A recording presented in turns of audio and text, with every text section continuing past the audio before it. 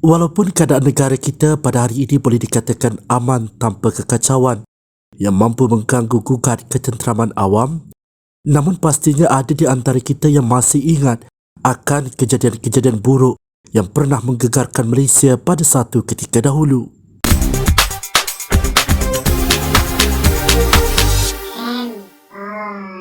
Banyak kejadian ini juga berlaku di ibu negara Malaysia, wilayah Persekutuan Kuala Lumpur.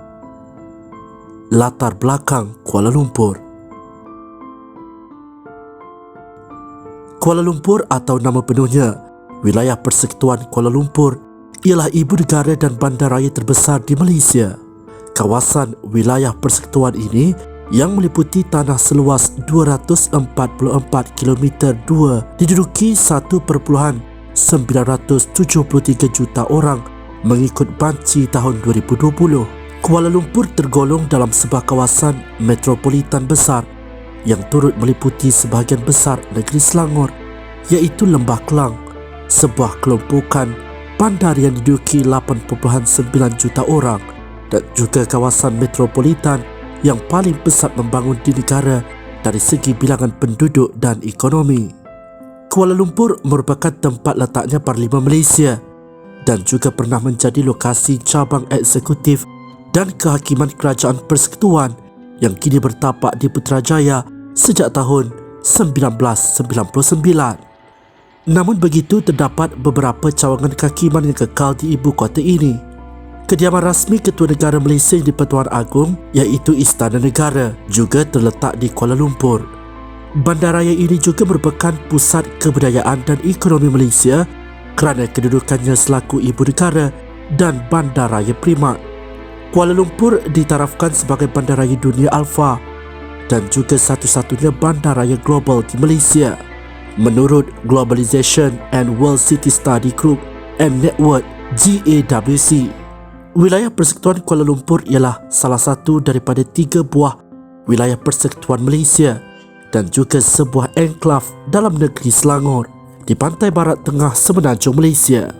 Semenjak 1990-an, bandaraya ini menjadi tuan rumah kepada berbilang acara sukan, politik dan kebudayaan, termasuk Sukan Commonwealth 1998 dan Kejohanan Dunia Formula 1. Selain itu, di Kuala Lumpur terdirinya menara berkembar tertinggi di dunia, iaitu Menara Berkembar Petronas.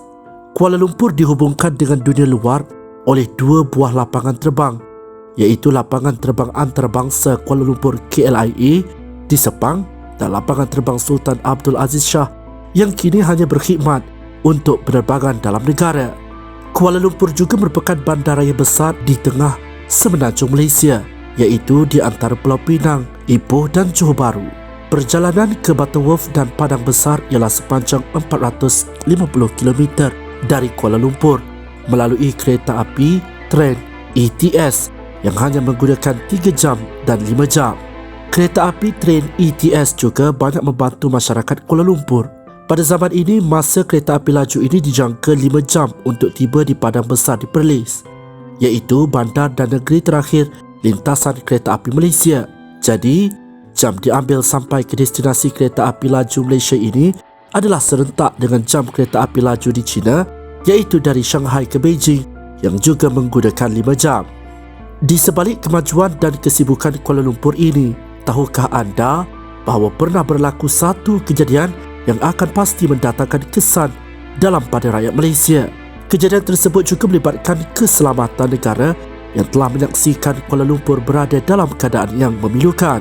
Antara insiden yang memberikan impak kepada keamanan negara termasuklah krisis tebusan bangunan AIA. Insiden ini berlaku di bangunan AIA, American Insurance Associates, di Jalan Ampang, Kuala Lumpur pada hari Isnin 4 Ogos 1975 dan berlangsung selama beberapa hari. Kumpulan militan Japanese Red Army.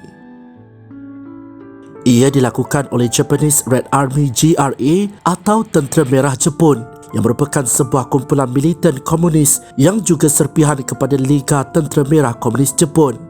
Matlamat utama kumpulan ini adalah ingin menghapuskan monarki dan kerajaan Jepun serta melancarkan revolusi seluruh dunia. Tentera Merah Jepun adalah dalang di sebalik banyak serangan dan pembunuhan pada tahun 1970-an, termasuklah pembunuhan besar-besaran di lapangan terbang Lod di Tel Aviv. Insiden 4 Ogos 1975. Pada 4 Ogos 1975, bangunan EIA di Jalan Ampang yang juga merupakan pejabat kedutaan Amerika Syarikat dan Sweden telah diserbu dan diserang oleh 5 anggota kumpulan Tentera Merah Jepun. Sebanyak 53 orang dijadikan tebusan yang mana majoritinya adalah rakyat Malaysia, termasuklah konsul Amerika Syarikat dan timbalan duta besar Sweden. Kesemua 53 orang tebusan ini kemudiannya dikumpulkan di tingkat 9 bangunan ini bagi tempoh yang lama, iaitu 79 jam, lebih daripada 3 hari. Untuk mereka melepaskan tebusan-tebusan ini, kumpulan komunis ini menuntut agar beberapa pemimpin mereka yang dipenjarakan dibebaskan. Ia membuatkan kerajaan Malaysia terpaksa berunding dengan kerajaan Jepun demi keselamatan tebusan-tebusan tersebut. Jika permintaan mereka tidak dipenuhi, kesemua 53 orang tebusan akan ditembak seorang demi seorang. Perdana Menteri ketika itu adalah Tun Abdul Razak dan Muhammad Hanif Omar adalah Ketua Polis Negara. Pada mulanya, Menteri Komunikasi iaitu Tan Sri Manika Vasagam dipertanggungjawabkan dalam rundingan antara GRA, Kerajaan Jepun, Sweden dan Amerika Syarikat. Namun ianya tidak membuahkan apa-apa hasil.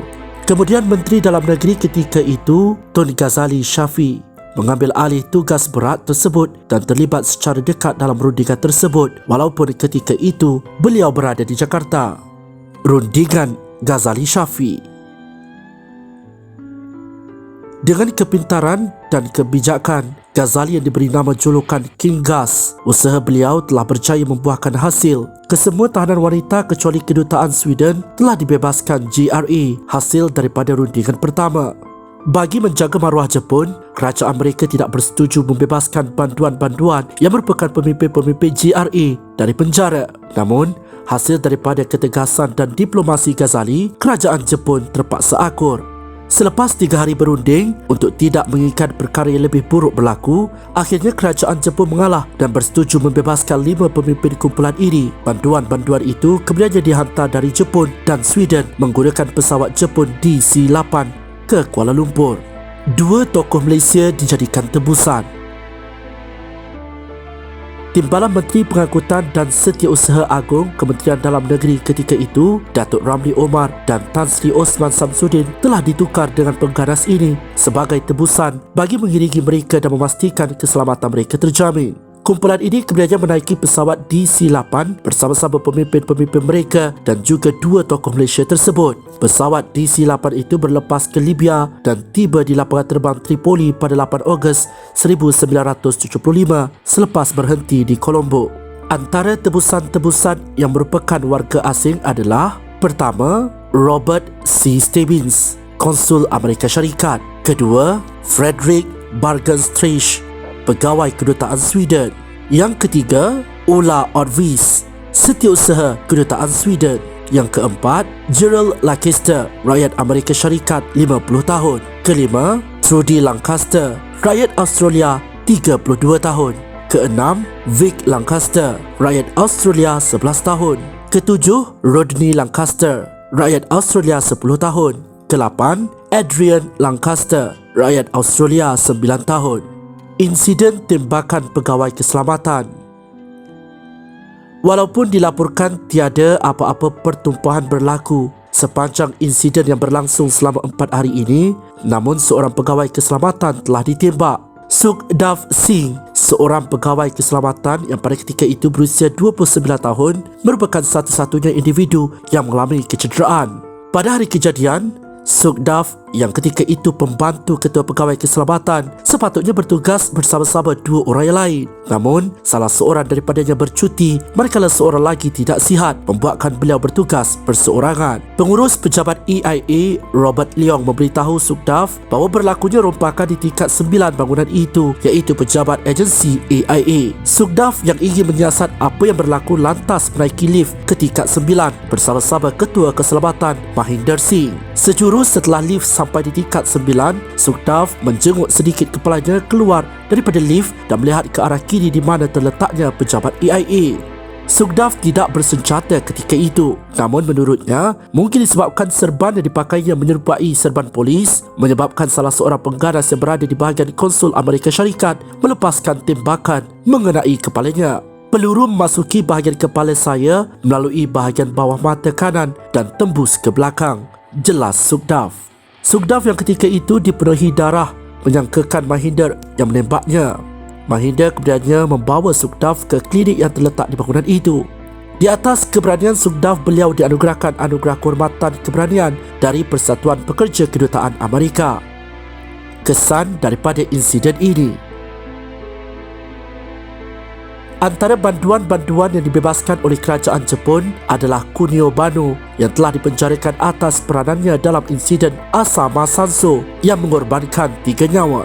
Kunio juga dipercayai membantu rampasan pesawat penerbangan Jepun Airlines 472 dari Paris ke Tokyo pada tahun 1977 yang memaksa pesawat itu mendarat di Dhaka, Bangladesh. Kunio kini bebas dan dilaporkan menghabiskan masanya di antara tahun 1997 hingga 2007 di Rusia, China, Filipina dan Jepun. Kedutaan Amerika Syarikat dipindahkan ke lokasi baru iaitu di persimpangan Jalan Ampang dan Jalan Tun Razak pada tahun 1990-an.